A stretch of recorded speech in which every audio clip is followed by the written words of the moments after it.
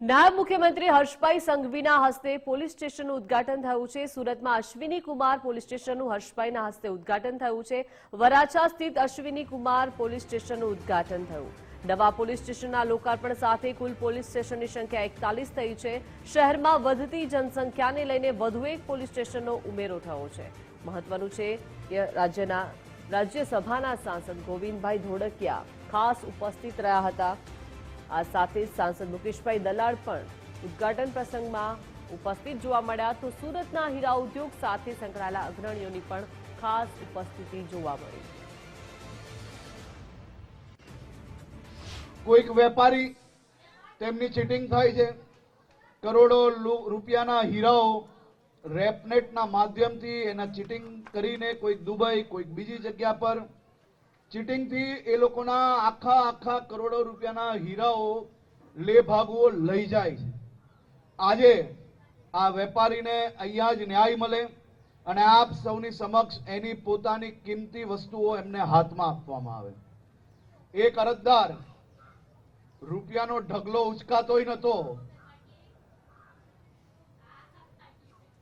ચોખ્ખા રૂપિયા અને નોટ પર એની એ જ નોટ પાછી। આવા દ્રશ્ય દેશના બીજા કોઈ રાજ્યમાં તમને જોવા ના મળે। નાની મોટી ભૂલ પોલીસથી થતી હશે, પરંતુ હું એટલું ગેરંટી આપું કે મોટા મોટી જેટલું ગુજરાતની અંદર સામાન્ય નાગરિકોની સેવામાં પોલીસ જે કામગીરી કરે છે એ દ્રશ્યો બી તમને કોઈ બીજા રાજ્યની અંદર જોવા નહીં મળે। આ તમે મને કહો કે 51 લાખ રૂપિયાનું આ બોક્સ, એની ને એની નોટ, જો નોટના નંબરો એમની પાસે હશે તો એને અંદાજો આવી જશે। ક્યારેય કોઈ બીજા રાજ્યની અંદર આવું તમે દ્રશ્ય જોયું છે? કોઈ સાંભળ્યું બી છે ખરી? અહીંયા અનેક વેપારીઓ બેઠા છે, તમે ભૂતકાળના દ્રશ્ય જોયા હશે સાહેબ, પણ તેરા તુજકો અર્પણ અને બીજું કે વેપારીઓની રક્ષણ કરવી એ મારી જવાબદારી છે, આ મારું ધર્મ છે કે મારા શહેરના રાજ્યના વેપારીઓને જો ખોટી રીતે કોઈ જગ્યા પર હેરાન કરવામાં આવશે તો 100% એની ઉપર પગલાં ભરવામાં આવશે। અને વેપારીઓ, સાચા વેપારીઓ પોલીસ સ્ટેશન સુધી પહોંચે અને એને મદદ ના કરાય તો વેપાર કઈ રીતે ટકી શકે, અને વેપાર ના ટકે તો સુરતમાં રોજગારી આપણે કઈ રીતે આપી શકીએ। એટલે વેપારીઓ માટે રક્ષણ આપવું એ સૌથી મોટી જવાબદારી છે। જે વેપારીઓના લીધે આજે લાખો લોકોના ઘર ચાલે છે, એમના સપના સાકાર થઈ રહ્યા છે, એવા તમામ વેપારીઓને રક્ષણ આપવા માટે સુરત પોલીસ સજ્જ છે। જે શહેરમાં રાજ્યોમાં મેન્યુફેક્ચરિંગ થતું હોય ત્યાં વધારેમાં વધારે માલ બહાર ધીરવો પડતો હોય, પણ બહારના રાજ્યોના લોકોને એવું લાગતું હોય કે અહીંયાથી માલ લઈ આવ્યા ને હવે ફોન નહીં ઉચકીએ તો શું ફરક પડશે? ફરક તો પડવો જ જોઈએ કે નહીં ભાઈ? અને એવો ફરક પાડવા માટે તો તમે મને અહીંયાથી ગાંધીનગર મોકલ્યો છે ને, જો એવો ફરક ના પડે તો ચાલે ખરી? અને એ કામ તો કડકાઈથી જ થવું જોઈએ। ઘણીવાર લોકો એમ કે મારે તો રૂપિયા આપવાના છે, પણ બહારના રાજ્યથી અમારા મિત્રો ફોન કરે પછી कि मेरे राज्य से चेक के केस में पुलिस आ गई, तो मैं कीधु मेरे राज्य के लोगों को परेशान करोगे तो यही होगा, इसमें कोई छूटछाट नहीं मिलेगी। चाले खरी भाई? હવે એને ચેકના વર્ષો તક ધક્કા ખવડાવવા કે એને ન્યાય અપાવવા માટે થોડી ઘણી મહેનત કરવી। હવે આવી મહેનત કરવા માટે મારે તો કડક થવું જ પડે, અને એ કડક થવામાં ઘણા લોકોને પેટમાં દુખતું હોય તો ભલે દુખતું, પરંતુ આપણે તો કામ આ જ રીતે કરવાના ભાઈ।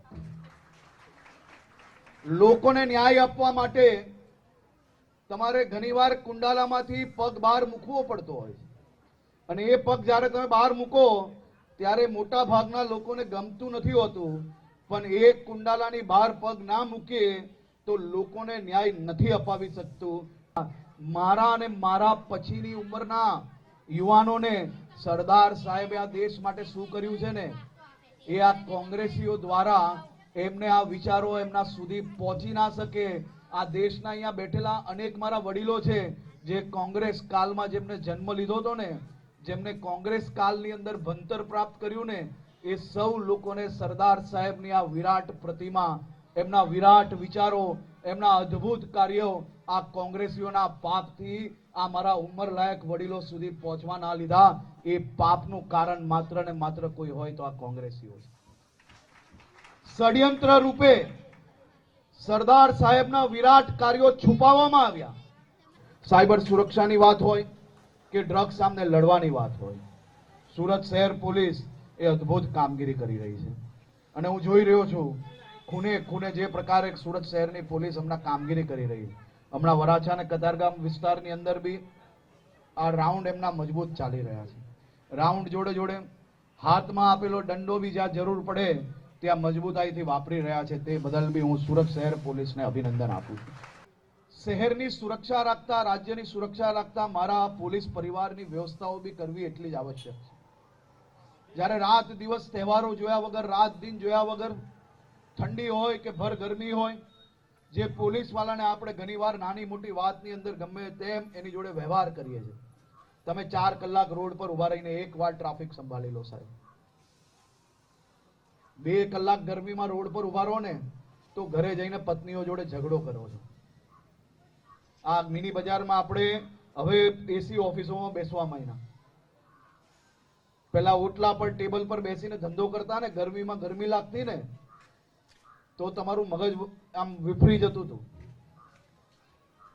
એવા 8-8, 10-10 કલાક રોડ પર ઉભા રહેલા જે આ ટ્રાફિક પોલીસ છે એને એનો વ્યવહાર સામાન્ય નાગરિક જોડે સારો જ રાખવો જોઈએ.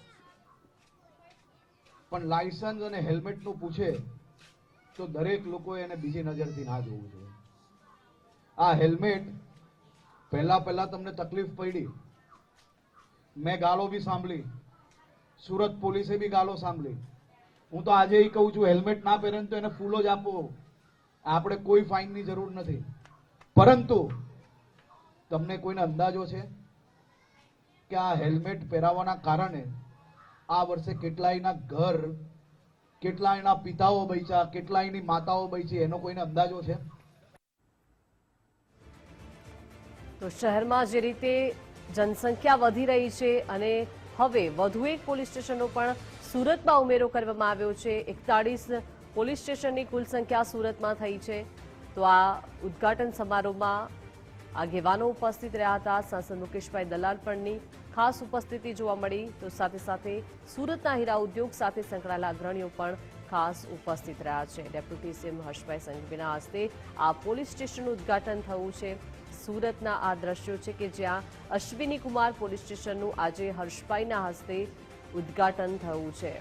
વરાછા સ્થિત અશ્વિની કુમાર પોલીસ સ્ટેશનનો આજથી શુભારંભ થયો છે. 41 પોલીસ સ્ટેશનની સંખ્યા સુરતમાં થઈ છે. જે રીતે જનસંખ્યા વધી રહી છે તેમની સુરક્ષાને ધ્યાનમાં રાખીને પોલીસ એક્ટિવ છે અને શહેરમાં વધતી જનસંખ્યાને લઈને વધુ એક પોલીસ સ્ટેશનનો ઉમેરો કરવામાં આવ્યો છે. આ દરમિયાન વિવિધ અગ્રણીઓ ઉપસ્થિત રહ્યા હતા. રાજ્યસભાના સાંસદ ગોવિંદભાઈ ધોળકિયા પણ ખાસ ઉપસ્થિત રહ્યા. તો આ સાથે જ સાંસદ મુકેશભાઈ દલાલ પણ આ ઉદ્ઘાટન પ્રસંગમાં ઉપસ્થિત જોવા મળ્યા છે.